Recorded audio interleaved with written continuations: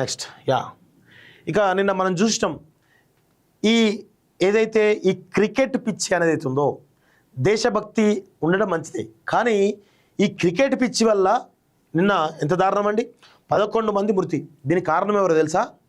అక్కడ ఉన్నటువంటి deputy CM decay Shivakumar. ఈ 11 మంది మరణానికి కారణం ఆయననే.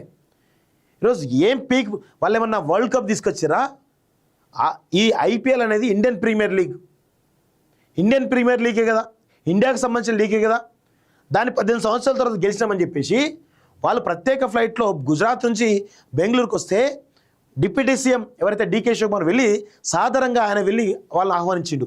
వాళ్ళు ఆహ్వానించడే కాకుండా ఈరోజు నిన్నంతా కూడా ర్యాలీగా తీసుకొచ్చిండు. ప్రభుత్వం ఆల్రెడీ శాంతి భద్రత దృష్ట్యా ఇలాంటి ఘటనలు అవుతుందని చెప్పేసి పర్మిషన్ క్యాన్సిల్ చేశారు ఫస్ట్.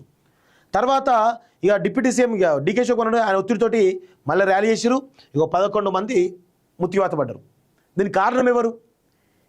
అసలు వాస్తవంగా ఇంత దారుణంగా రమ్మండి ఎందుకు వాళ్ళని, ప్రజల్ని ఇంత దారుణంగా మీరు కంట్రోల్ చేయకపోవడం ఏంది?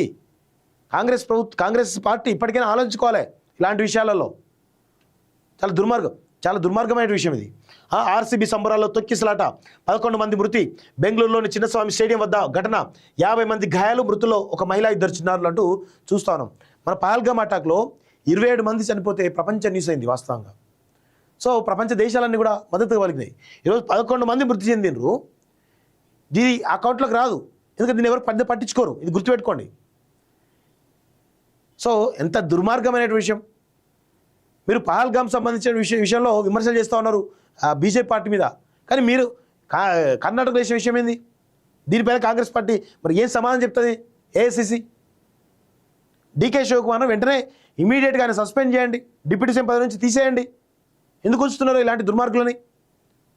వాళ్ళ ప్రచారం కోసం ఎంత దుర్మార్గానికి 11 మంది బలి చేస్తారా?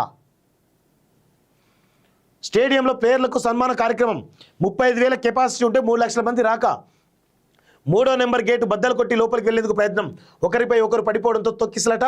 క్షమాపణ చెప్పిన డిప్యూటీ సీఎం డికే శివకుమార్, న్యాయ విచారణకు ఆదేశించిన సీఎం సిద్ధరామయ్య, తీవ్ర దిగ్భ్రాంతి వ్యక్తం చేసిన ప్రధాని నరేంద్ర మోడీ అంటూ కూడా చూస్తూ ఉన్నాం. ఏమంటుండు? క్షమాపణ చెప్పిన డిప్యూటీ సీఎం అట. ఎందుకు క్షమాపణ చెప్పాలి? నువ్వు రిజైన్ చేయి డిప్యూటీ సీఎంకి. కాంగ్రెస్ పార్టీ ఆయనపైన చర్యలు తీసుకోవాలి. ఇంకా ఇలాంటి వాళ్ళని క్షమిస్తా అంటే ఎట్లా? సిగ్గుండాలి కొంచెమైనా. ఇలా దేశానికి సంబంధించిన ఒక ట్రోఫీని గెలుచుకుంటే ఇంత దారుణంగా వ్యవహరిస్తారా? రాయల్ ఛాలెంజర్స్ బెంగళూరు విజయోత్సవ సంబరాల్లో తీవ్ర విషాదం చోటు చేసుకున్నది. బెంగళూరులోని చిన్నస్వామి స్టేడియం వద్ద బుధవారం జరిగిన తొక్కిసలాట్లో 11 మంది చనిపోయారు. సో ఇప్పుడు విరాట్ కోహ్లీ తన అభిమానులకు ఏం చెప్తాడు? రిటైర్మెంట్ సంబంధించిన దాంట్లో ఈరోజు ఆయన కెరీర్లో చివరి దశలో ఉన్నాడు. ఇప్పుడు ఏం సమాధానం చెప్పుకుంటాడు? ఆయన చివరి దశలో 11 మంది బలి చేసిండు అంటే సాడ్ ఎండింగే కదా ఆయన కెరీర్కి. ఆయన ఏమనుకున్నాడు? ఆర్సీబీ కప్పు కొట్టింది, ఇది నాకు మంచి ఎండింగ్ అని అనుకున్నాడు, గుడ్ ఎండింగ్ అనుకున్నాడు. కానీ ఏమైంది? 11 మంది మృతి చెందారు. సాడ్ ఎండింగే కదా. అవసరం మా ర్యాలీ తీయకపోతే ఏమవుతుంది? దీనికి ఖచ్చితంగా కర్ణాటక ప్రభుత్వాన్ని దోషిగా నిలబెట్టాలి. డికే శివకుమార్ను, సీఎం సిద్ధరామయ్యని, అదేవిధంగా ఐపీఎల్ సంబంధించినటువంటి చైర్మన్ని, ఆర్సీబీ జట్టును, అదేవిధంగా బీసీసీఐని అన్నిటిని కూడా ఖచ్చితంగా దోషులుగా నిలబెట్టాల్సిన అవసరం అయితే ఉంటుంది.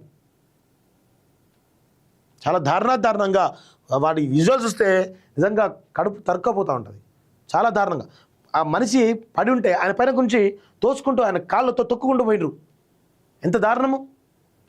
విదేశాల్లో ఉన్నత విద్యను చదువుకోవాలని అనుకుంటున్నారా? అయితే వెంటనే ఫ్లైగ్రాడ్ ఓవర్సీస్ ఎడ్యుకేషన్ కన్సల్టెన్సీని సంప్రదించండి. మీ విదేశీ కలలను సాకారం చేసుకోండి. ఫ్లైగ్రాడ్